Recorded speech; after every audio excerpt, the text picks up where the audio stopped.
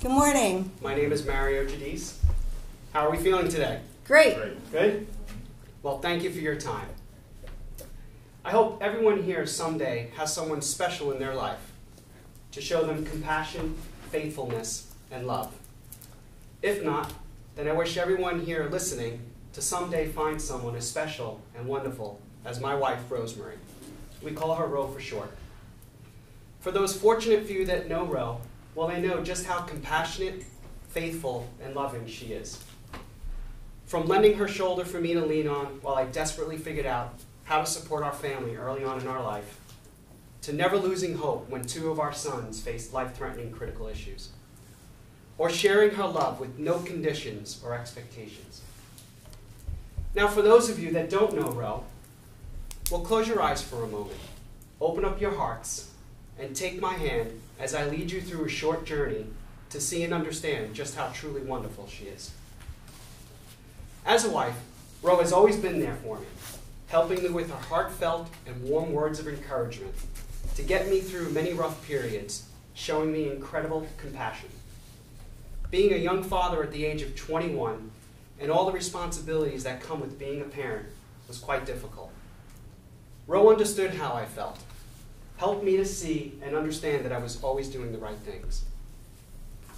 Ro knew I worked hard both at being a dad and supporting our family, and always made sure that I felt appreciated. Ro willingly bore the brunt of responsibilities for raising our children and being a stay-at-home mom.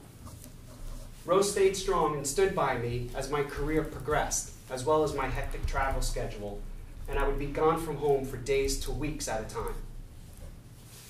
As a mother, Ro had to deal with two of our sons who faced life-threatening medical issues.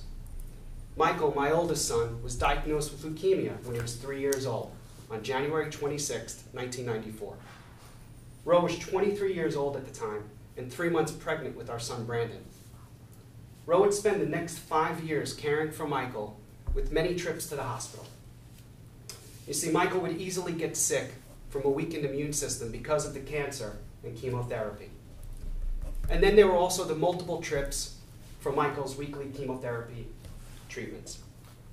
Anthony, my youngest son, was born premature at 31 weeks, weighing only 4.5 pounds on September 9th, 2002. This pregnancy not only jeopardized his life, but also Ro's.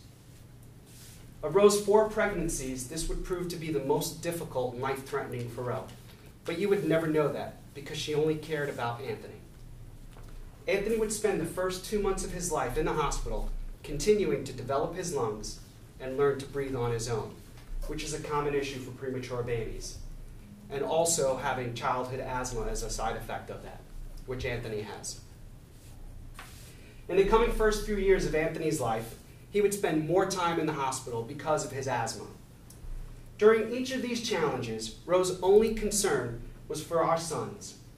There were many times Ro would spend days in the hospital caring for Michael and Anthony and helping them get through this difficult time in their life. This compassion and level of caring was always joined by Ro's deep and never-ending faith. We've all heard people talk about yin and yang, or you can't have good without some bad.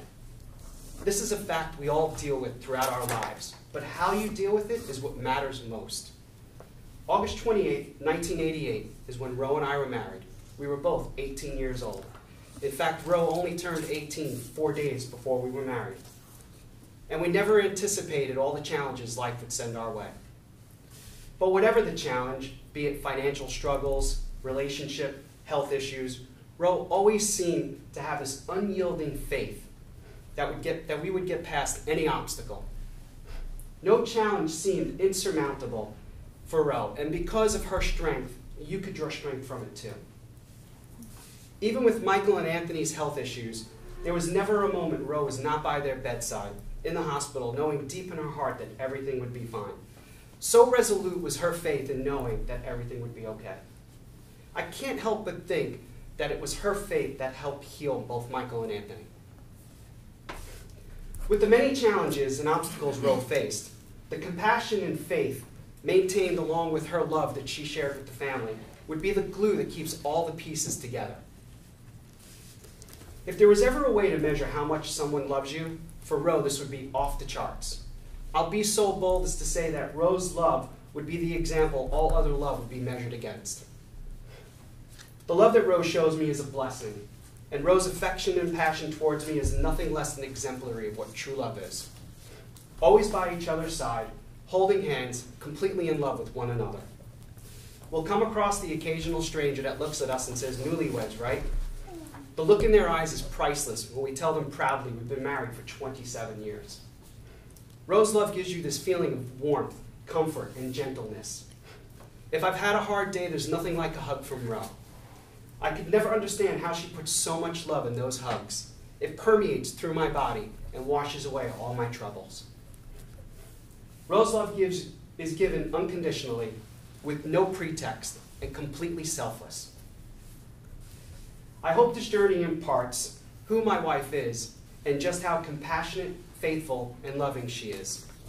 Ro is my shining star, my soulmate, the best part of me, my beautiful. I leave you with some lyrics from Nature Boy, originally sung by one of my favorite singers, the great Nat King Cole. The greatest thing you'll ever learn is just to love and be loved in return. Thank you.